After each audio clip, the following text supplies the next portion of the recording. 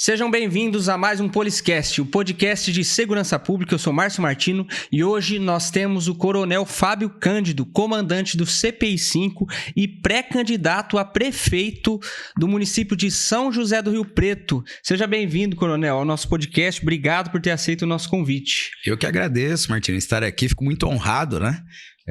Eu sei que nós tentamos marcar algumas vezes aí e tal, mas agora foi possível estar aqui com a sua audiência. Aliás, uma bela audiência, né? A gente sabe que é um podcast aí que tem uma abrangência muito, muito grande, muito positiva. É um grande trabalho que vocês prestam, até, né, de utilidade pública aqui para a população de Rio Preto, de toda a região, né? Obrigado, Coronel. Bom, a gente vai receber todos os candidatos, vai dar pré-candidatos agora ainda, né? Dar essa oportunidade para todos. Então, o senhor já foi o primeiro a aceitar o convite, uma honra para a gente. Eu queria falar, o senhor desse uma introdução do seu trabalho, parece que são 36 anos à frente da Polícia Militar, e como que está atualmente, né, o trabalho da PM. Então, eu me desincompatibilizei das funções na última quinta-feira, até por conta, né, de respeitar aí a legislação eleitoral. Eu que sou pré-candidato a prefeito aqui de Rio Preto, né, eu tinha que me desincompatibilizar 4 meses antes, né? E foram aí 36 anos e 5 meses exatamente de carreira na Polícia Militar. Eu ingressei na Academia do Barro Branco, muito precoce, né? Eu ingressei com 15 anos de idade. E um detalhe, até para falar para sua audiência, né? Tendo estudado em escola pública. Eu que sou nascido aqui em São José do Rio Preto, na Santa Helena, no Hospital Santa Helena, estudei na Escola Estadual Amira Once Chalela. E do Amira aí a gente acabou conseguindo passar, naquela época era possível prestar o concurso para a Academia do Barro Branco, para fazer lá o ensino médio, né, na academia, era o curso preparatório e depois a graduação em Ciências Policiais de Segurança e Ordem Pública. Aí tive toda uma carreira na parte operacional da Polícia Militar, né? Às vezes as pessoas imaginam, não, o cara é coronel, né? Pô, ele só trabalhou em gabinete, mas a gente tem todo um segmento na carreira até chegar ao posto de coronel e comandante de uma região importante como a de Rio Preto. Então, eu fui tenente, capitão nas ruas, né? Trabalhei aqui em Rio Preto na antiga Força Tática, né, no Tático Móvel aqui em São José do Rio Preto, que deu origem mais recentemente ao BAEP, ao 9º BAEP. Depois posso falar um pouquinho das atividades aí até do BAEP, né? Recentemente nós inauguramos a nova sede do BAEP, é um aparelho público maravilhoso, um grande ganho para São José do Rio Preto, 46 mil metros quadrados, né, de área, onde os nossos valorosos homens e mulheres do BAEP hoje têm todas as condições de exercer todos os treinamentos para prestar um serviço melhor para a população. Enfim, depois como capitão, ainda tive uma experiência interessante, Martino, agora partindo um pouco para o lado da política, né? Eu fui ajudante de ordens do presidente da Assembleia Legislativa por 5 anos como capitão, inclusive na época em que o presidente era o sempre deputado Vaz de Lima, né? Que inclusive é um amigo pessoal, está conosco aí nessa jornada da pré-campanha aqui em São José do Rio Preto. Depois eu retornei a Rio Preto já como capitão mais antigo, exerci todas as funções aqui de oficial em São José do Rio Preto, como comandante de companhia.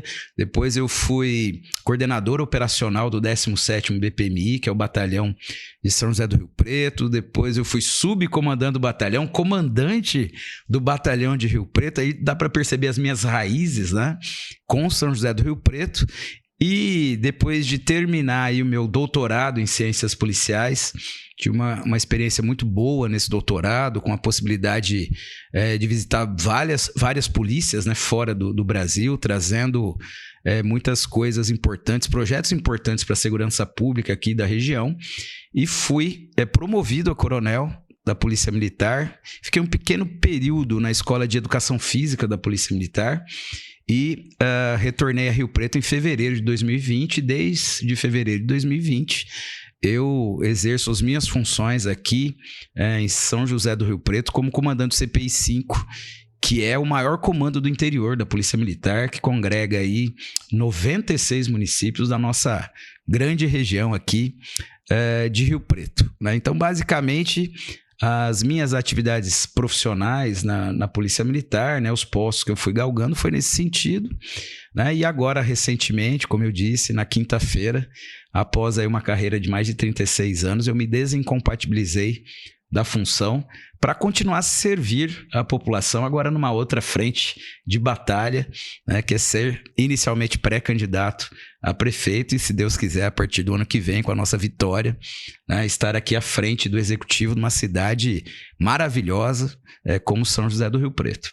E como que está a configuração de política mesmo, de partido? O senhor vem pelo PL, já tem um vice, acho que definido, né, que é o Fábio Marcondes. Exatamente. Foi secretário de esporte, mas é vereador, e tem uma chapa de vereadores. Como é que tá isso? Nós, em dezembro do ano passado, né, nós fizemos um acordo aqui em São José do Rio Preto, né?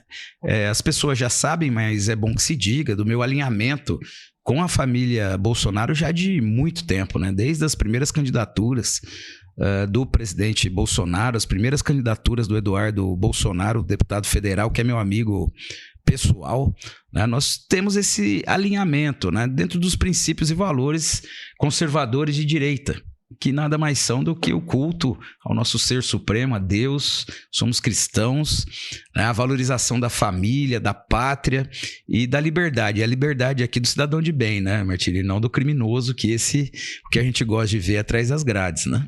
Mas dentro desse alinhamento ideológico, conservador, de direita, e de tanto tempo, né, que nós temos esse tipo de relação com a família Bolsonaro, mais recentemente eu recebi um chamado do presidente Bolsonaro para que eu fosse pré-candidato aqui, inicialmente em São José do Rio Preto, e essa foi uma conversa de agosto do ano passado, e depois em dezembro, né, nós fizemos um alinhamento político aqui, né, eu representando aqui o bolsonarismo, nós tínhamos aqui o PL, que tinha como presidente o deputado Mota e o Fábio Marcondes, né, como vice-presidente. Agora até o Marcondes está na presidência do PL, com afastamento do deputado Mota. Mas naquele momento nós precisávamos unir essas forças, né? Então, com o apoio do presidente Bolsonaro e sendo candidato pelo maior partido do Brasil, que é o Partido Liberal, que é o partido, inclusive, do deputado Eduardo Bolsonaro e do presidente Jair Bolsonaro, nós entendemos que esse ajuste, esse acordo é o que levaria a uma viabilidade eleitoral muito maior, né? Nós estamos falando aqui em tempo de televisão, né? Em recursos lá no período da campanha, no fortalecimento também da direita aqui em São José do Rio Preto, e dentro desse acordo nós viemos com uma chapa pura que foi sedimentada em dezembro do ano passado, recebendo, né, o aval do presidente Bolsonaro. Foi uma reunião em que ele participou, que nós registramos essa participação dele, do presidente Valdemar Costa Neto, que é o presidente nacional do PL, do deputado Eduardo Bolsonaro, do deputado Mota, no sentido de que eu fosse o que a gente chama na política de cabeça de chapa, né, pré-candidato a prefeito, e o Fábio Marcondes vindo como pré-candidato a vice nessa chapa. Então, uma chapa pura do PL, que hoje agregou já outros partidos, né, mas nós continuamos com essa configuração, com esse alinhamento. O pessoal pergunta bastante se o presidente Bolsonaro vai vir para Rio Preto para dar esse apoio. O senhor já tem essa resposta? Sim, nós tivemos com o presidente Bolsonaro recentemente, e com o deputado Eduardo Bolsonaro e com o presidente nacional do PL, Valdemar Costa Neto, e o presidente da Assembleia Legislativa, o deputado André do Prado, nessa semana, né, na quinta e sexta-feira da semana passada, especificamente. Na sexta-feira nós tivemos uma reunião em Taubaté, onde ajustamos já alguns detalhes do planejamento aqui da pré-campanha, e certamente nós teremos Jair Bolsonaro em São José do Rio Preto, Michele Bolsonaro e todos os deputados, né? A gente vem com um combo aqui, Martino, né? Todos os deputados do PL e dos partidos que também estão nos apoiando, né? Nós vamos trazer todo mundo para cá, né, para que a gente demonstre a força da direita aqui em São José do Rio Preto. E já pensando no nosso projeto aí, pensando no futuro de Rio Preto, imaginem, né? A gente aqui com 99 deputados federais, 19 deputados estaduais, né, uma força do conservadorismo de direita aqui em Rio Preto, quanto que nós vamos poder fazer pelo nosso município de Rio Preto. Bom, pessoal, antes da gente continuar, vou pedir que você se inscreva no canal Márcio Martino 90, deixe sua curtida aí, o seu joia para o pessoal, a gente poder disseminar, né, esse conteúdo, as propostas aqui do nosso pré-candidato a prefeito, comandante da Polícia Militar. E antes da gente continuar também, o Coronel Fábio Cândido, a gente gostaria de presentear o senhor com uma caneca personalizada do Poliscast. Ela é feita pela Pastor Uniformes. Puxa vida. É um colaborador nosso aí. Fica de presente pro senhor essa caneca. E quem quiser fazer caneca com a Pastor Uniformes, além de canecas, eles fazem uniformes operacionais. E também um dos nossos apoiadores é a QAP Brasil também. QAP, os nossos amigos lá, né? São grandes amigos também, né? E, puxa vida, fico honrado aqui pelos presentes. Você me dá a oportunidade de vir aqui falar com a sua grande audiência, né? E ainda eu ganho presente, né? Então, vamos lá. Eu já tenho a camiseta da QAP, agora vamos lá com o boné aqui, ó. Pra ficar bonito aqui. E os nossos amigos aqui, a caneca também, que honrosamente, né, a gente recebeu. A minha melhor continência aí para sua audiência e para você, viu, Martino? Agradeço muito esse presente. Muito obrigado. E aqui a Brasil tem 2 lojas em São José do Rio Preto, inclusive uma é lá pertinho do CPI 5, na Avenida Constituição, e a outra na Presidente Getúlio Vargas, lá perto da UPA Tangará. Eles vendem armamento. A gente sabe que não se pode comprar armamento com qualquer um, né? Tem que ser uma loja de confiança, com bom atendimento, além de artigos militares e outros artigos aí para quem é CAC, para quem é vigilante. E a DLG também, o seu querido Gilvan também quer presentear o senhor com o boné do estúdio DLG Mídia. Mais um presente aí. Mais um presente aqui, né? Muito obrigado. Então, de novo, né? Preciso fazer o merchan aqui, ó. Olha que maravilha, hein? Ficou muito legal. Também vai minha melhor continência. Obrigado, João, pelo presente aqui. Fico muito honrado, muito agradecido aí por essa lembrança. E a DLG é esse estúdio bonito aqui que o senhor está participando do podcast. Quem quiser alugar, inclusive, temos horários aí para quem quiser montar o seu podcast, né, Gilvan? Agradecer o Gilvan que está na técnica hoje, nos ajudando. Coronel, vamos para as perguntas aqui em relação à segurança pública do município. Eu venho falando bastante que o orçamento hoje da segurança pública municipal, ele é de apenas 2 milhões de reais e é o menor orçamento de todas as pastas da prefeitura.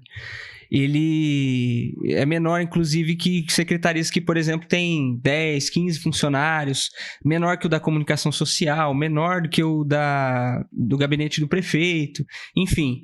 É um orçamento pequeno para uma secretaria que comporta mais de 220 guardas municipais. O senhor sabe o gasto que é manter uma frota de veículos, os uniformes, a gente tem que inovar, né? Fazer treinamento, a gente está em processo de armamento, né? Queria que o senhor comentasse esse assunto e qual que é a proposta do senhor em relação a esse orçamento da segurança pública. Olha, a segurança pública, embora seja um dever do Estado, é um direito e responsabilidade de todos. Às vezes a gente vê alguns prefeitos, né, que acabam deixando a segurança pública quase que exclusivamente para o Estado e às vezes até para a União, né? No entanto, eu sempre defendi, Martino, a tese de que o poder público municipal tem que fazer parcerias, né, com as polícias militares, polícias civis, enfim, com as demais forças de segurança para que a gente tenha um município mais seguro. E a segurança é um direito que atinge a todos nós, né? Ninguém vai trabalhar, ninguém vai ao médico, ninguém vai a lugar nenhum se você não tiver um ambiente de segurança. Hoje a gente vê, infelizmente, no governo federal um enviesamento, né? Quando a gente fala de liberdade, parece que a liberdade vem, desculpe o termo, mas pro vagabundo, pro criminoso e não pro cidadão de bem. Quem tem que estar trancado é o cidadão de bem e a gente não coaduna, né, com esse posicionamento, e temos que trabalhar com essa realidade que já é difícil em nível federal, no que se refere à legislação penal e processual penal. Falo isso com tranquilidade porque sou professor de processo penal há mais de 20 anos. A gente lida com a evolução negativa das normas penais, sempre facilitando a vida do criminoso. Então, se a gente não tiver por parte do município, né, uma parceria muito forte, auxiliando as forças de segurança, né, colaborando não só, né, com investimentos, por exemplo, na guarda municipal, mas com a melhoria da zeladoria, dos ambientes, porque quase tudo influencia na segurança pública. Às vezes um local mal iluminado, né, influencia na segurança pública. Uma rua esburacada, né, influencia na questão de segurança pública. Ali você vai ter um acidente de trânsito, às vezes um atropelamento que vai redundar num crime de trânsito, enfim. Muitas das coisas que o município pode fazer aí, nós pretendemos até dar seguimento, né, em alguns projetos que nós já temos, que estão sendo incluídos aí no nosso plano de governo, e como você falou, um orçamento pífio, como de 2 milhões para segurança pública, numa cidade de 500 mil de habitantes, que tem uma população flutuante também de entre 80 e 100 mil pessoas diariamente aqui na nossa cidade para utilizar os serviços de saúde, o comércio, né? Então nós temos 600 mil pessoas circulando diariamente praticamente aqui em São José do Rio Preto, e não haver o investimento, né, como a gente entende que seja necessário, é algo muito preocupante. Nós temos que mudar essa realidade, por isso que eu já peço e já estamos, né, trazendo profissionais, guardas municipais, profissionais que também trabalham nos segmentos, né, municipais para o nosso plano de governo, para que a gente possa, em conjunto com esses profissionais, escrever o melhor plano de governo para ser colocado depois em prática. A gente também não quer fazer só planejamento, né, e depois não executar, mas são muitas as medidas que a gente pode imaginar que o município pode ajudar em termos de segurança pública. Uma delas, Martino, a gente não conseguiu implantar. A sua audiência certamente pode até pesquisar sobre isso. Eu sou um dos autores daquele projeto de Smart Cities aqui em São José do Rio Preto. Eu chamo, né, de forma mais detida aqui, de cinturão eletrônico em São José do Rio Preto. Então nós fizemos um grande projeto, estudamos isso por 7 anos, estabelecemos todos os pontos, né, onde nós deveríamos ter, por exemplo, câmeras, né, com NPOR, com tecnologia suficiente para identificar placas de veículos, inclusive número de chassi. Nós fizemos um trabalho muito importante, né, com a inteligência da Polícia Militar para estabelecer os pontos no interior da cidade, né, nas grandes vias, onde precisava haver uma câmera. Nós trouxemos a possibilidade de colocarmos um centro de comando e controle, uma central inteligente, uma plataforma inteligente, com inteligência artificial, fazendo a conjugação de esforços de todos os órgãos de segurança, Polícia Militar, Polícia Civil, Guarda Municipal, Defesa Civil, Polícia Federal, Polícia Rodoviária Federal, Polícia Federal. Então, todos os segmentos das forças de segurança juntos, né? Porque nós sabemos que o problema de segurança pública ele é multi-agências, é multifatorial, e isso não foi implementado na atual gestão. Houve um contingenciamento de recursos que era destinado a isso, e nós precisamos retomar esse projeto, porque isso é muito bom para Rio Preto, é muito bom para a sociedade, e certamente ajudaria muito na questão de segurança. Então, o que a gente tem hoje ainda é um início de algo que foi feito com muito boa vontade, né, por parte da Guarda Municipal, por parte da Polícia Militar, por parte de alguns empresários e particulares, inclusive, e algo que a gente tem também por parte do governo do estado. Então, o que a gente tem hoje, né, de sistema inteligente em Rio Preto, uma participação muito pequena da atual administração, né? Esse cinturão que o senhor falou seria aquela... vulgarmente, não sei se vulgarmente ou se é só uma troca de termos, mas é a muralha digital, que seria também aqueles radares que identificam se o veículo é roubado, se é furtado, e tem toda uma inteligência artificial, exatamente, né, que pode identificar até quadrilhas, né, dependendo do... Sim, nós já temos sistemas e não custa muito caro, é isso que as pessoas às vezes imaginam, nossa, isso vai custar muito caro. Não é muito caro, nós já temos tecnologias aí. Eu trouxe um pessoal da Sosa, que é uma empresa de israelense, que tem uma das melhores tecnologias, né? Essa empresa veio para cá, tentou sensibilizar, né, o poder público aqui em Rio Preto, mas não conseguiu, né, sensibilizar. Tem também projetos de outros segmentos, né, de engenharia eletrônica, mas o fato é que não há uma vontade política de se fazer isso em Rio Preto, né? Eu estive em Maringá agora recentemente, Maringá é uma cidade do mesmo porte de Rio Preto e que já tem um projeto aí de gestão participativa, de inteligência, de smart cities muito mais avançado que Rio Preto, né? Uma cidade do Paraná, né? Que está felizmente, né, na frente de Rio Preto nisso, porque acaba sendo também um modelo para a gente perseguir, né? Então a gente tem estudado dentro e fora do Brasil. Eu tive a oportunidade de visitar 8 cidades fora do Brasil que tem esse sistema em execução, trouxe isso para esse projeto. Isso já está no plano de governo, nós vamos executar isso a partir de janeiro do ano que vem. O senhor é a favor do armamento da Guarda Municipal? Absolutamente a favor do armamento da Guarda Municipal, né? Nós fizemos uma interlocução, inclusive com o secretário Guilherme Derrite, a respeito dessa viabilidade. Eu me posicionei favoravelmente, só que eu faço um adendo aqui, viu, Martino? Eu particularmente, e até por ser policial militar há mais de 36 anos, eu acho que a guarda não tem que aceitar restolho de arma da polícia militar, tá? Aquilo que se pretende fazer e que inclusive foi anunciado, eu falei, olha, se vocês querem que eu faça essa interlocução, tudo bem, mas eu acho que não é o melhor para a guarda. Nós precisamos armar a guarda com o que a gente tem de melhor em termos de armamento. E o que a gente tem de melhor em termos de armamento hoje, de porte para a guarda municipal, minimamente é aquilo que a gente tem para a polícia militar, né, que são as pistolas Glock, né? Então é isso que a gente pretende fazer com a guarda, que a guarda tenha, sim, um armamento, mas um armamento de qualidade. Essas pistolas Taurus, falo isso com conhecimento de causa, porque fiz mais de 10 apurações enquanto comandante da Polícia Militar, de disparos acidentais, de mau funcionamento dessas armas. Essas armas não são confiáveis, né? Falo isso com conhecimento de causa e não adianta falar que vai recondicionar, né? Se a arma originalmente ela já não é boa, Martino, eu tenho absoluta convicção que o guarda municipal ele não merece uma arma que não condiz, né, com a sua própria segurança e com a segurança da população.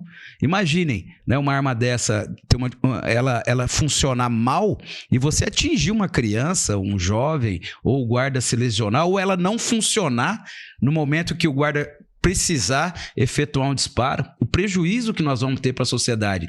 Então, sou a favor do armamento da guarda, mas sou a favor que o guarda municipal ele tenha o melhor armamento. E depois de anos a fio de estudos na Polícia Militar, nós chegamos à conclusão que as pistolas Glock ou algumas semelhantes que nós já temos no mercado são as melhores. E é isso que nós vamos fazer para a Guarda Municipal no próximo governo. Correto. Outra questão aqui que a gente vem debatendo bastante com o governo é o seguinte: o governo do estado, né, o governador Tarcísio, ele fez alguns reajustes de salário para a Polícia Militar, para a Polícia Civil, e está havendo uma certa debandada da Guarda Municipal quando tem um concurso, por exemplo, da Polícia Civil, como teve agora, como já abriu outros, e aí a gente se preocupa, né, porque vai abrir, tá aberto um concurso da Guarda Municipal atualmente, né, o edital saiu, as inscrições dia 12 agora vão ser abertas, e a gente vem ficando um pouco defasado o salário da Guarda Municipal. O senhor pretende fazer alguma coisa nesse sentido? Olha, para responder essa sua pergunta, eu vou até dar um exemplo de vida profissional. Eu, no governo anterior do estado de São Paulo, é notório, a sua audiência pode pesquisar, eu fui convidado para ser o comandante-geral da Polícia Militar no governo anterior. Vejam que eu sou dirigente da entidade de classe da Polícia Militar, que é a Defenda PM, né? Sou filho de um soldado da Polícia Militar que ingressou na Força Pública em 1964 e no governo anterior a Polícia Militar tinha o segundo pior salário do Brasil. E é notório que a Polícia Militar de São Paulo é uma das melhores polícias do Brasil, quiçá se não for a melhor. Eu entendo que seja melhor, mas alguns aí fazem alguns comparativos, mas é só ver o estado de São Paulo. Se o estado de São Paulo é o estado mais seguro do Brasil e Rio Preto se inclui aqui como uma das cidades mais seguras do estado de São Paulo, é porque o trabalho das forças de segurança aqui é muito, muito positivo, né? Mas naquela época em que eu fui convidado, Martino, eu apresentei um plano de segurança pública, mais especificamente um plano a ser executado para a Polícia Militar, ao governador anterior, que fundamentalmente valorizava o homem e a mulher policial militar. Então, nós não poderíamos, imaginar o coronel Fábio, dirigente de associação de classe, filho de um soldado da Força Pública, ir para um comando da instituição onde isso não fosse realizado, né? Infelizmente, naquele alinhamento do governo anterior, nós não tivemos uma resposta positiva. Agora, imagine um comandante da polícia militar dizer não, né, para o governador em razão dele não aceitar aquelas nossas propostas. Então, a minha história de vida já demonstra isso. Tanto que e eu, como cristão, eu tenho que dizer isso, né? É bíblico. Deus fecha uma porta, mas escancara outra porta na vida de quem quer fazer o bem. E foi isso que aconteceu comigo. O governador Tarcísio ficou sabendo, né? Eu já conhecia, mas ele ficou sabendo desse meu desalinhamento com o governador anterior, e ele me convocou para apresentar, né, essas propostas para a segurança pública que fundamentalmente eram de valorização do policial, da policial, né?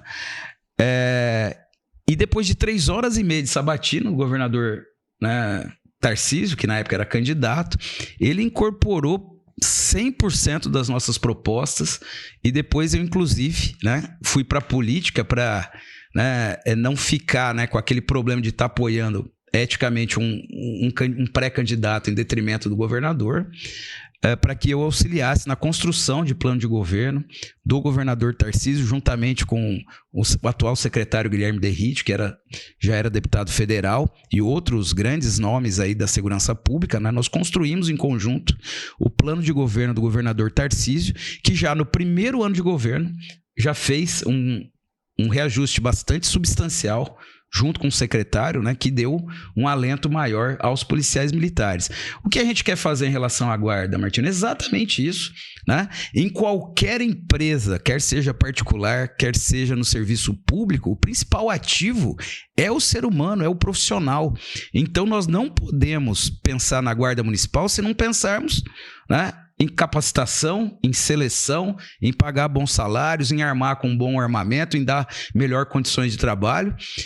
E outra coisa, Martino, nós não conseguimos pagar uma hora extra para o guarda municipal. Exatamente. É um absurdo, né? Você fazer com que o guarda ele extrapole os horários de serviço regular, às vezes por necessidade do serviço, e você não pagar esse policial, esse guarda municipal. Então, é o meu compromisso com a guarda municipal. Nós vamos mudar isso, né? Como nós temos na Polícia Militar as diárias extraordinárias, né, onde o policial militar ele trabalha no horário de folga, e a atividade delegada, veja que interessante, a prefeitura paga a atividade delegada para o policial militar. E por que não paga a hora extra, né, para o guarda municipal? E nós precisamos dos guardas municipais, aqueles que tiverem disponibilidade, né, falar, olha, eu quero trabalhar, eu quero ajudar mais, eu quero tá mais pronto aí nos horários de folga, por que não, né, a gente não remunerar o guarda, mesmo fora das suas escalas normais? Serviço não acaba mais aqui em Rio Preto. Nós temos muita coisa para contribuir com a segurança pública, e essa diária extraordinária para o guarda, vamos chamar assim, ela vai ao encontro do interesse da sociedade, do interesse do cidadão e do interesse dos guardas municipais, que querem também complementar a sua renda. Então, esse é um compromisso, né, que faço com a guarda municipal, de remunerar o guarda no seu horário de folga, né, no melhor formato que nós ajustarmos junto com os guardas, né? Então, estamos chamando aí os guardas para nos ajudar na elaboração do plano de governo, e aquilo que a gente colocar lá, nós vamos cumprir. Até porque, né, comandante, o custo não é alto disso também, e fica a opção da prefeitura quando necessário chamar. Então não é o guarda, eu quero fazer, eu faço. Olha, tem uma necessidade, uma calamidade, um evento. Exatamente. Uma festividade, e aí a prefeitura opta de chamar para reforçar, né? E isso aumenta o efetivo na rua, né? Com certeza. E para a população, quanto mais guardas municipais, mais policiais militares, policiais de maneira geral, nós tivermos nas ruas prestando serviço para a população, melhor. Então é um projeto ganha-ganha. Todo mundo ganha com isso. E fica muito mais barato, como você falou, do que contratar cada vez mais um volume, né, vamos dizer, maior de guardas, né? Ou de empresas de segurança. Ou de empresas de segurança particular, às vezes para trabalhar em eventos, né? Então, a prefeitura, podemos pensar até num formato, né, que esses grandes eventos aí, a gente coloque um profissional ali de segurança pública, como é um guarda, e não, né, simplesmente contratar pessoas. Com isso, nós vamos dar também um respaldo maior para a Guarda Municipal. E no assunto questão de moradores de área livre, que a gente recebe bastante comentário, reclamações desse aumento, né, de moradores de área livre, do comportamento deles, porque a gente sabe que tem aquele que às vezes precisa de ajuda, mas também tem aquele que parece que está ali só para usar droga, para cometer algum tipo de crime. O que o senhor pode falar para a gente? Olha, um dos grandes problemas aqui de São José do Rio Preto, né, durante o meu comando aqui da Polícia Militar, nós atuamos muito fortemente, aí, inclusive com o apoio da Guarda Municipal, naquilo que eu chamo de efeitos da população em situação de rua ou de área livre, né? Por quê?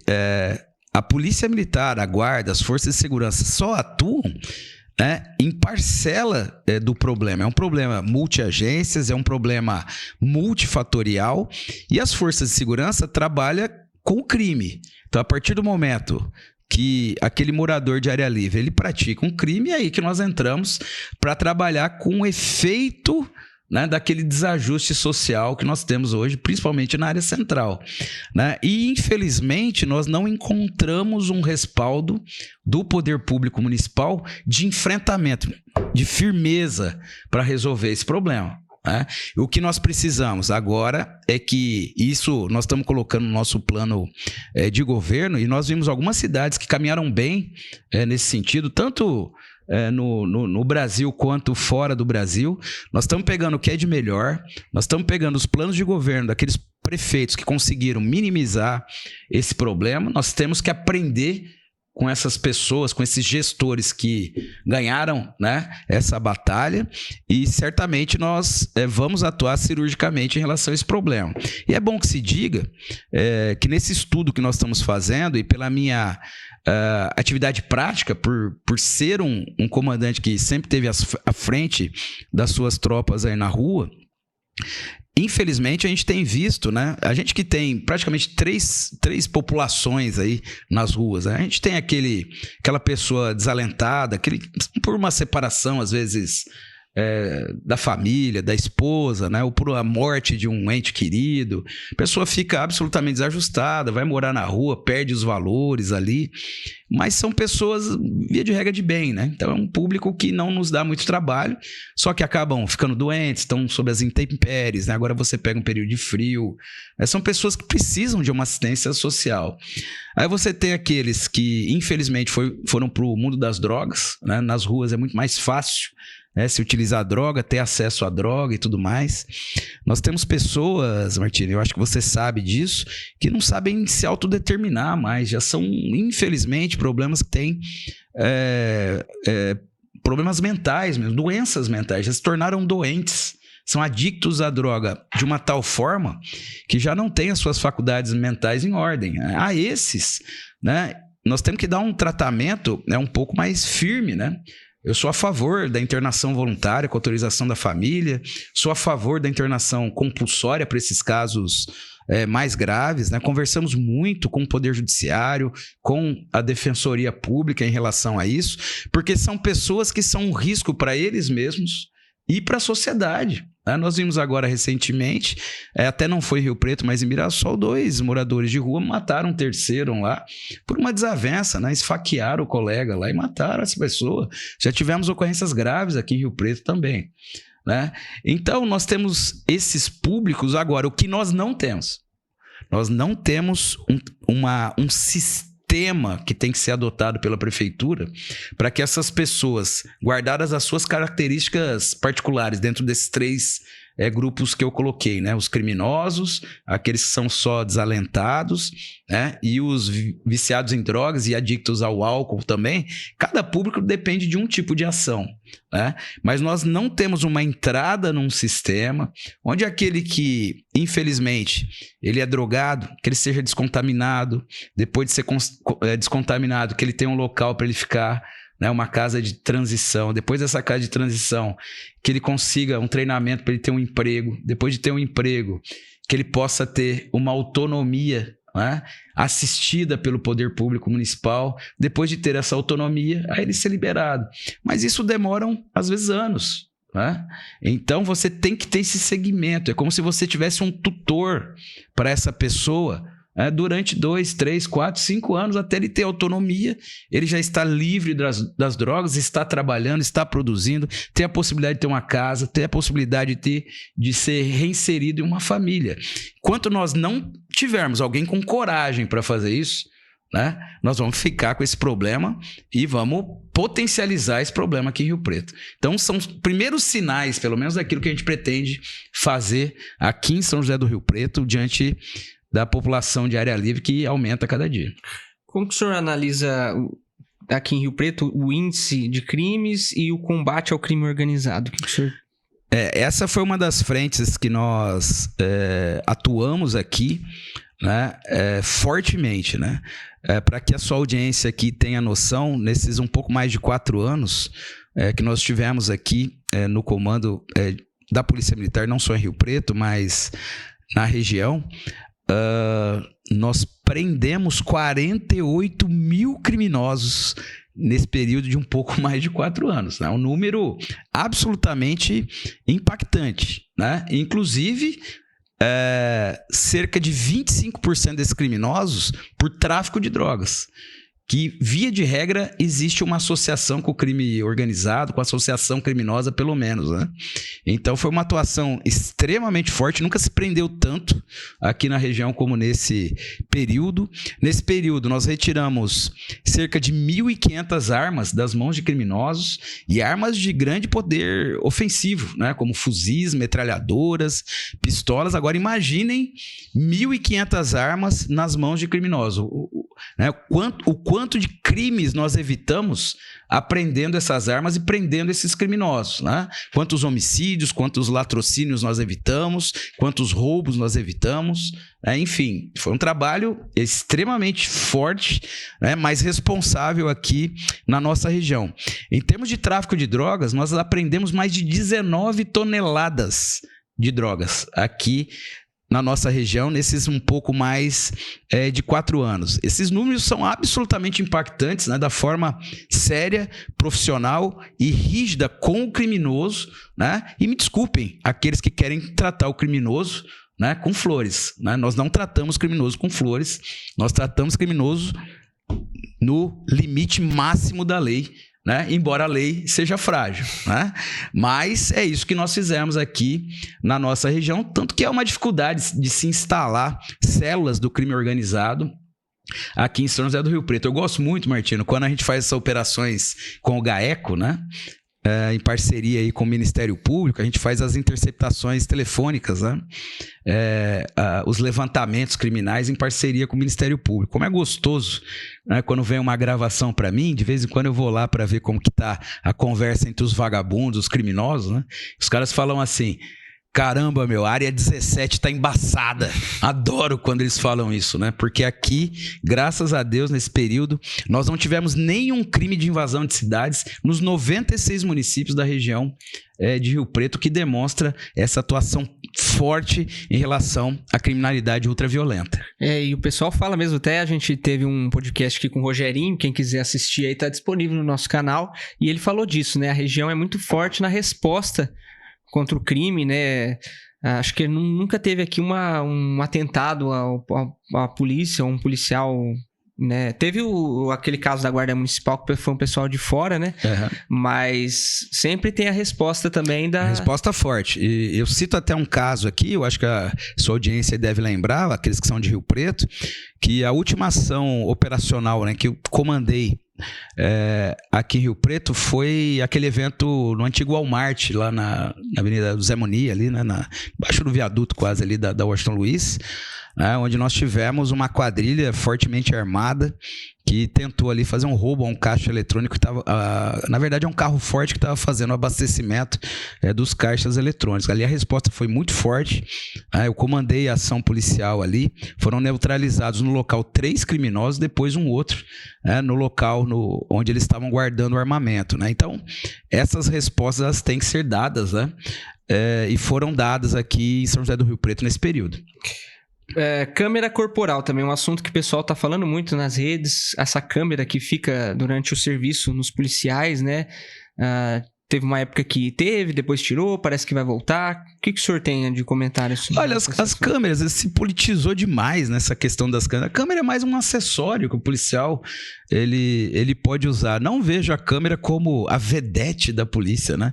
O policial ele tem que usar armamento, ele tem que ter colete, ele pode ter câmera sim, ele tem que ter uma viatura minimamente semi-blindada, ele tem que ter um bom treinamento, ele tem que ter uma série de coisas. A câmera é mais um instrumento, né? Então se politizou demais essa questão das câmeras, né? E eu vejo a câmera exatamente dessa forma, como mais um instrumento, né, para ser utilizado ou não pelo policial, dependendo da realidade. Tem os seus pontos favoráveis e seus pontos negativos, como qualquer equipamento. Se você utilizar o armamento, né, o revólver, a pistola, de forma equivocada, você vai matar o inocente. A câmera é utilizada de forma equivocada, ela pode inibir o policial até prender um criminoso, né? Ou pode, às vezes, até prejudicar a própria população, né? Quem da população vai querer delatar um criminoso, fazer uma denúncia, parar na chamada mãozinha para o policial, sabendo que está sendo filmado? Falou, aquele cara que está ali, ele é criminoso, ele cometeu um crime. Então, tem prós e contras, né? Depende da forma de utilização. Agora, politizar a câmera como sendo a vedete da segurança pública, eu acho isso um absoluto exagero, né? O policial tem, sim, que estar bem treinado, bem armado, tem que ter um salário condigno e vai por aí. A câmera é mais um instrumento, só isso, nada mais do que isso. Uma coisa que se debate muito, né, que eu vejo dessa questão, sem querer se estender muito nesse assunto, que a gente tem bastante coisa para falar ainda, mas é a questão da privacidade também, né? O policial tá ali trabalhando, ele fica sendo monitorado todo o tempo, né? Sei lá, até pra ir no banheiro, tá lá aquela câmera, né? Tá capaz que tira um pouco, assim, Sim, esse é a liberdade. É um dos aspectos... Nenhum trabalhador, em lugar nenhum, é monitorado 12 horas por dia. É um dos aspectos negativos, né? É só você imaginar. Pega qualquer segmento da sociedade, né? Pega lá um advogado e, olha, você vai ser monitorado 24 horas. Um juiz, um promotor, um delegado, um policial, um guarda municipal, um médico, né? Pega um ginecologista com câmera 24 horas. Um urologista. Pô, peraí, né? Existem prós e contras. Dependendo da situação, a câmera vai ser útil. Dependendo da situação, ela não vai ser útil, né? Então depende do tipo de atividade, né, que o policial vai exercer. E essa questão da prioridade, da privacidade, pelo menos isso tem que ser preservado e bem analisado. E a questão da saída de presos também, já que nós estamos nas polêmicas, né? Foi aprovada agora, aliás, foi sancionado uma parte do projeto, acho que era do capitão Derrite, né, deputado federal, depois teve um veto e depois derrubado o veto de algumas questões. O que o senhor tem para falar para nós dessa... Olha, eu sou absolutamente contra a saída temporária de reeducandos, né? Sendo bem polido aqui, para não falar de vagabundo, de preso, de condenado, né? E por que disso daí? Depois de 36 anos e meio quase na Polícia Militar, o que a gente viu? Todas as saídas temporárias, todas as saidinhas, os indicadores criminais aumentavam, né? Crimes graves sendo cometidos por esses reeducandos que reincidiam na prática delituosa. Nós tivemos um caso em Rio Preto que o cara me sai, né, o reeducando, o criminoso, para visitar a família. Ele foi lá e matou a mãe. Ele saiu para visitar a mãe, para ser reinserido na sociedade, na família. Então não reinsere ninguém na sociedade. Eles se aproveitam desse período para se rearticularem com os colegas que estão fora para cometer crimes. Ao ponto de, né, nesse projeto que o Derrite, na verdade, ele foi o relator desse projeto na Câmara Federal, né, conseguimos aprovar perante lá os deputados federais, foi para o Senado. Vejam que os parlamentares representam a sociedade, Martino. A sociedade quis o término da saída temporária. Aprovado na Câmara, aprovado no Senado. Eu estava junto com o secretário Guilherme Derrite, que tinha se desincompatibilizado da função de secretário para voltar a ser deputado, para nos ajudar lá em Brasília. Estava dentro do Senado Federal, junto com o senador Flávio Bolsonaro e com o secretário Derrite, então deputado naquele momento, no dia que foi aprovado o fim da saída temporária. Comemoramos, né? Uma maioria muito grande dos parlamentares votando a favor, indo ao encontro do que a sociedade quer, que é o fim da saída temporária. Isso foi objeto de uma matéria até na Folha de São Paulo, que uma foto minha, justamente com Flávio Bolsonaro e o Derrite, lá dentro do Senado, trabalhando ali por conta da associação, né, nossa, da Polícia Militar, que é a favor do término da saída temporária. E depois a gente vê o atual presidente vetar os principais artigos, né, que colocavam fim a essa benevolência extremada, na minha ótica, aos criminosos. Mas com uma articulação muito forte, novamente no Congresso Nacional, recentemente esses vetos, né, os principais artigos que tratavam do fim da saída temporária, realmente eles voltaram a viger e agora nós temos essa realidade, né? A gente sabe que ainda nós vamos ter algumas saídas temporárias sem que a lei seja aplicada. Houve um posicionamento, né, do judiciário no sentido de que a lei só deve ser aplicada para os novos reeducandos, né? Então agora mesmo, por esses dias nós vamos ter mais uma saída temporária. E aí eu tenho que falar de um outro projeto, né, que nós fizemos aqui na região, que é o Projeto Vida, que foi em parceria da Polícia Militar com o Poder Judiciário. Aqui o nosso grande amigo, o doutor Evandro Pelarim, né, esteve conosco nessa causa, e nós fizemos uma parceria com o Judiciário em que a Polícia Militar passou a fiscalizar esses criminosos em saída temporária, né, que é o chamado Projeto Vida. Então nós passamos a receber de todas as listas de reeducandos que estavam com saída temporária. Lá tem que ter o endereço, os locais que eles têm que estar. E os policiais, nós conseguimos fazer um software onde esses endereços foram colocados no nosso software da Polícia Militar, que roda nos tablets e nos smartphones dos policiais. Então, quando o policial está em patrulhamento, ele sabe exatamente onde tem um reeducando em saída temporária. Então, ele vai lá e fiscaliza aquele reeducando. E também nas abordagens policiais, né, via de regra, né, em bares, prostíbulos, né, locais de má frequência, não raras vezes, hora de verificar o RG, a gente constata que se trata de um criminoso em saída temporária, descumprindo as medidas do Poder Judiciário. E nesse sistema, né, nós levamos ainda esse reeducando diretamente para o sistema carcerário, sem até a necessidade de passar pela Polícia Civil. Então a gente constata, né, que é reeducando em saída temporária, que tinha que estar em casa, está no boteco, né, às 3 da manhã, embriagado, ele é preso e encaminhado diretamente para o sistema carcerário, e lá ele vai ter a regressão de regime, voltando ao regime fechado. Nós tivemos, só na última saída temporária, mais de 2.000 fiscalizações de reeducandos, e desses, mais ou menos 20% foi constatado que eles estavam descumprindo as normas do Poder Judiciário. Isso quando não estavam praticando outros crimes, que aí foram presos em flagrante, e, portanto, hoje aqueles que estavam descumprindo as normas estão no regime fechado, os que foram presos em flagrantes estão presos, estão atrás das grades. Então é um projeto muito importante e que ele vai ainda se desencadear por algum tempo, né, até que a lei ela seja, na prática, né, ela seja colocada os seus efeitos na prática. E sobre o projeto das escolas cívico-militares? Queria que o senhor falasse um pouco também. Martino, eu acredito que essa seja uma das maiores contribuições minhas, né, como estudioso e como cidadão. Aqui não falo nem como coronel da Polícia Militar, né? Esse é um projeto importantíssimo porque ele vai na cerne de diversos problemas de natureza social e até criminal, né? Porque a prática nos demonstra que todas as vezes que a gente, né, apreende aí um adolescente, às vezes de 14, 15 anos, na prática de um ato infracional, a gente vai fazer uma entrevista com esse rapaz, a gente vê que faltou uma série de coisas na vida dele, que faltou Deus, que faltou uma formação familiar, mas que também faltou educação, né? Faltou uma educação de qualidade que lhe desse melhores oportunidades até de vida, né? Então, quando a gente fala de investimento na educação, nós estamos falando justamente de se evitar com que nós tenhamos, inclusive, criminosos no futuro, né?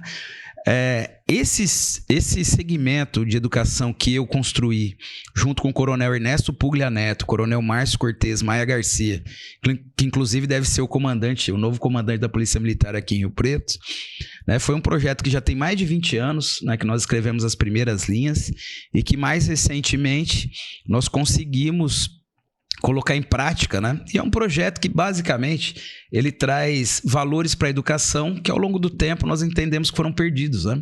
Eu estudei no Amira Onço Chalela, né?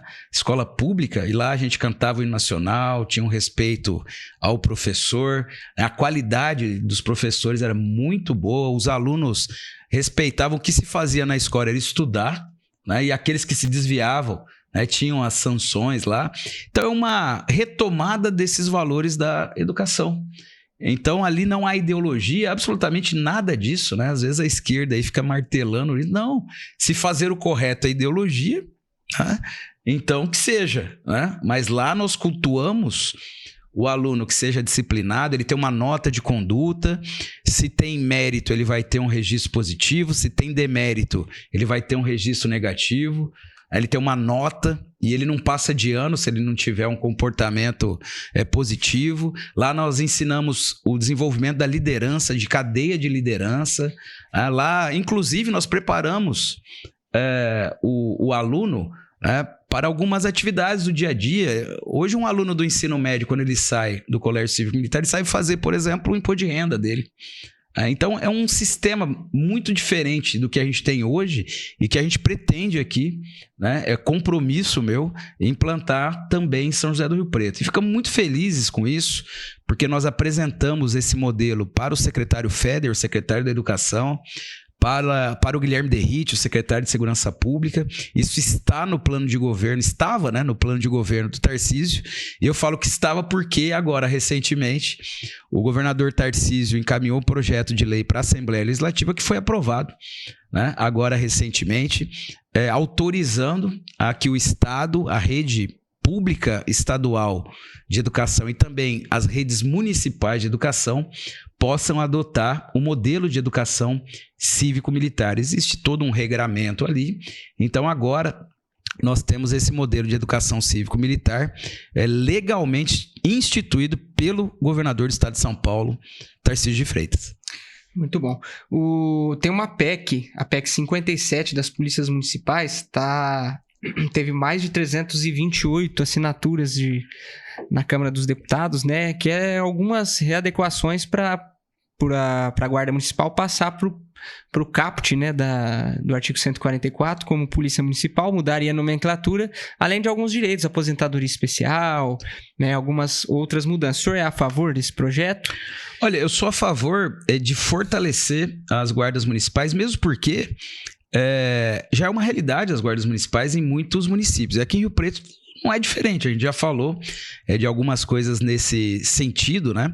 E vejo a guarda como uma força, sim, de segurança, né? As pessoas, quando observam o guarda fardado, se Deus quiser, armado por parte, né, do poder público municipal e não com o dinheiro próprio do guarda, tendo que comprar arma e munição e tudo mais, e com armas de qualidade, como eu coloquei aqui, é lógico que reflete ali uma segurança, é natural que isso aconteça. Então esse fortalecimento eu acredito que seja importante, nós vamos fazer isso no âmbito do município, e eu sou muito favorável, Martini, fizemos isso muito bem aqui em Rio Preto, da integração das forças de segurança. Onde eu tenho policial militar, eu não preciso ter um guarda municipal. Onde eu tenho guarda municipal, eu não preciso ter um policial militar. Uhum. São forças que se complementam, né? Assim como a Polícia Civil. Olha, na parte de investigação de crimes de autoria desconhecida, é a Polícia Civil que tem que atuar. Então, a Constituição Federal, né, ela já dá as atribuições de cada instituição de força pública de forma muito muito importante ali. E cada instituição, né, com a sua atribuição. Então, eu não vejo problema nenhum, né, da gente ter um fortalecimento da guarda, né, e trabalhar em conjunto com as demais forças de segurança, né? Sou absolutamente favorável a isso. Acho que é o futuro, inclusive, dos grandes municípios, né? A gente ter essa atuação em conjunto. Eu já disse aqui para você que eu sou favorável a que a gente tenha, né, um centro de comando e controle unificado, né, para cada força de segurança trabalhar na sua área de atribuição, mas de maneira coordenada. Eu dei um exemplo para você do comando daquela operação lá da Walmart. Ali vieram junto conosco a Polícia Rodoviária Federal, a Polícia Rodoviária Estadual, a Guarda Municipal, a Polícia Federal, a Polícia Militar, o Corpo de Bombeiros. Quer dizer, todos os segmentos da segurança pública iam lá e eu estava coordenando a operação. Era um mero coordenador da operação. Alguém tinha que assumir aquela bronca, vamos dizer assim. Então, você tem que ter, no âmbito do município, uma organização a respeito disso. Né? Se vai ser a Polícia Militar, a Polícia Civil, a Guarda, dependendo do evento, não tem problema nenhum. Agora, nós temos que atuar de forma conjunta, integrada, né? Com respeito absoluto entre as instituições e as suas prerrogativas, né, e as suas atribuições. E o Montenegro está, inclusive, no partido do senhor, né? Como pré-candidato a vereador. Né? Exatamente. O Montenegro é um pré-candidato pelo Partido Liberal, está conosco, faz parte do nosso grupo político, tem nos ajudado muito na construção do plano de governo que se refere à segurança pública, especificamente defendendo aí os nossos valorosos homens e mulheres guardas municipais, né? E diante disso, é o maior exemplo, né, que nós temos de um representante da guarda dentro do meu grupo político, para que a gente possa fazer o melhor para os guardas, mas pensando certamente numa segurança ainda melhor para a população de Rio Preto. O pessoal pergunta muito, ó, colocando o senhor enrascado, se a Tenente Amália vai ser candidata a vereadora ou não. O senhor tem essa resposta? Eu gostaria muito que a Amália fosse candidata a vereadora, mesmo porque ela tem uma capacidade muito boa, ela nos ajudou muito aqui. É um ponto a ser colocado como relevante. Nas nossas campanhas sociais, eu sempre fui favorável, né, a que a Polícia Militar ela atuasse na prevenção primária. E quando você fala de prevenção primária, nada melhor do que a instituição estar ali participando das causas sociais, né? Vejam que ela me auxiliou na realização de lives da banda da Polícia Militar com grandes duplas sertanejas, né? Aqui nós tivemos live da banda com Tony Kleber e a última delas com Zé Neto e Cristiano, que são meus amigos particulares. Nessa live com o Zé Neto e o Cris, nós arrecadamos 40 toneladas de alimentos, alimentamos 300 famílias durante o período da pandemia que ligavam no 190, Martino, pedindo comida. As pessoas perderam o emprego, perderam, né, o trabalho, não tinha crédito para pôr no celular, o único número que funcionava, 190. Né? Me sensibilizou muito isso e a Amália sempre me ajudou nessas questões. Fizemos agora, mais recentemente, né, uma campanha para o Rio Grande do Sul, onde nós arrecadamos 22 carretas de alimentos não perecíveis, né, de material de limpeza, de material de higiene pessoal. Então, ela tem uma propensão a nos ajudar e ajudar a população muito grande. No entanto, a Amália tem um sonho que a gente tem que respeitar, né? O sonho dela é ser coronel da Polícia Militar, né? Então ela não será candidata a vereadora aqui, pré-candidata a vereadora, né, nesse momento, por conta desse sonho. Nós temos que respeitar esse sonho aí da Tenente Amália.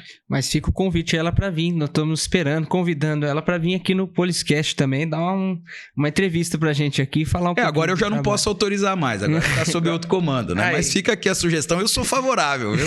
A que ela esteja aqui com vocês e fale principalmente dessas campanhas sociais que nós fizemos, né? E ela como relações públicas lá do CPI, ela que sempre me auxiliou nessas campanhas, né? O senhor vê a possibilidade um dia do secretário de Segurança Pública do município ser um guarda municipal? Claro, sem dúvida nenhuma, né? Qualquer operador do sistema de segurança pública tem habilitação técnica suficiente para que seja secretário municipal de segurança pública, não tenho dúvida disso. Certo.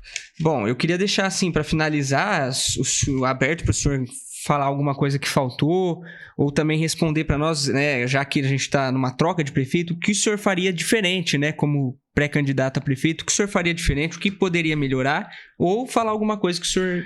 Olha, nosso plano de governo ele já está com mais de 300 laudas aí sendo estudadas, né? Então a gente passaria horas a fio aqui falando de todos os projetos, mas eu gostaria muito de falar de maneira geral o que a gente pretende fazer, né? Eu aprendi muito, e isso vem dos meus pais até, Martino, algumas características que a gente quer colocar na administração pública que eu levei na minha carreira policial, né? Primeiro, é a questão de pensar nas pessoas, de ser bom com as pessoas, né?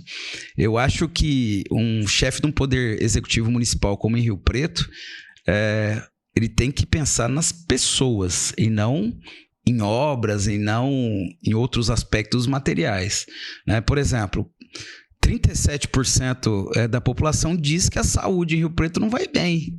E é só ver o que está aí nas mídias sociais, aquilo que a imprensa demonstra, e mais do que isso, né? Eu tenho muitos amigos que trabalham nas unidades de saúde. Tive recentemente com a doutora Merab, que é a presidente do Sindicato dos Médicos, que está nos auxiliando no plano de governo, e é absurdo, é a crise da saúde numa cidade que tem os melhores aparelhos de saúde do estado de São Paulo, né? Nós pegamos o hospital de base, é uma referência internacional, né, de procedimentos de grande dificuldade, né, que sejam mais complexos. O hospital de base, o hospital da criança é uma pérola. Só que a pessoa da periferia não consegue ter, né, acesso ao HCM, por exemplo, né, para ter o seu filho lá, porque é munícipe de Rio Preto. O HB atende o entorno de Rio Preto. Estamos conversando com o Dr. Jorge Fares, né, e já arrumamos um meio de fazer com que a população de Rio Preto tenha acesso, né, aos serviços do hospital de base com uma facilidade maior. Questão da medicina de base, a medicina da família, né? A cada real que se investe na prevenção, a gente sabe que nós economizamos 14, 15 reais depois em procedimentos mais difíceis. Eu cito aqui o exemplo das pessoas que são diabéticas. Se você não tratar o diabético desde o início, ele vai ser o futuro amputado, o futuro cego. Olha o sofrimento dessa pessoa e o que ela vai gastar dos serviços públicos de saúde, por exemplo. Não se investe na base da saúde aqui em Rio Preto. Poderia falar de diversos projetos. Na área de segurança, já falamos de alguns. O sistema nosso aqui, o projeto nosso de Smart Cities, né? Cidades inteligentes, que pode ajudar vários segmentos aqui da sociedade, inclusive na segurança pública. Podemos falar, e já falamos da educação, que a gente pretende aqui em Rio Preto, né? No nosso projeto, nós colocamos aqui os colégios cívico-militares para aqueles que queiram, né? E vamos fazer um sistema de colégio cívico-cidadão, que aí não são militares que vão atuar, mas serão pessoas que queiram conosco preparar a criança e o jovem para ser o cidadão do futuro, e não o criminoso do futuro, e não aquela pessoa desrespeitosa, que não respeita a família, que não respeita o policial, que não respeitou o professor na sala de aula.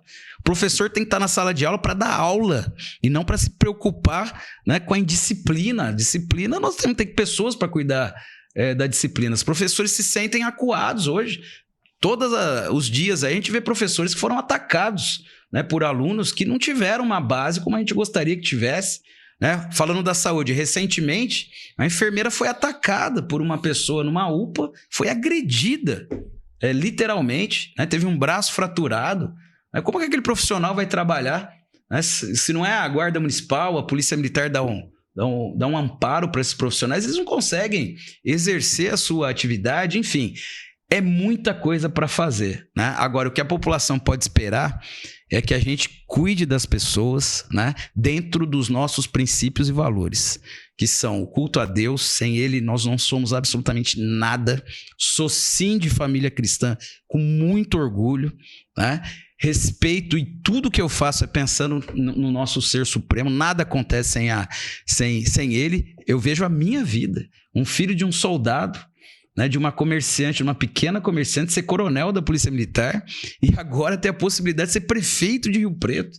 Meu Deus, se não fosse Deus, seria quem na minha vida para conseguir chegar onde chegamos, né? E, portanto, eu me coloco à disposição aí da população. Peço para que as pessoas pesquisem a meu respeito, saibam quem é o Coronel Fábio Cândido, qual é a minha história, né? E nos auxiliem aí a construir primeiro o nosso projeto político, nosso plano de governo. Em breve nós vamos lançar uma plataforma onde as pessoas poderão fazer sugestões para o Coronel Fábio a respeito do que pretendem para Rio Preto, e depois podem contar comigo, porque nós vamos vencer as eleições e nós vamos colocar em prática o que é melhor para o cidadão, para o ser humano, para o Rio Pretense, assim como eu, nascido e criado aqui também. Muito obrigado pela presença, Coronel Fábio Cândido, comandante do CPI 5 e pré-candidato a prefeito. Uma honra tê-lo recebido aqui. Vou usar suas palavras, minha melhor continência para o senhor.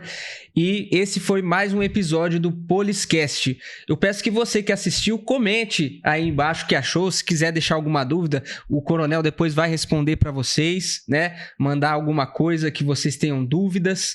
Além disso, compartilhem o conteúdo. E em breve, nosso conteúdo, além de no YouTube, vai estar nas plataformas de áudio, beleza? Então você que está aí fazendo uma atividade, às vezes não consegue assistir, mas vai poder ouvir o podcast aqui com o nosso Coronel Fábio Cândido.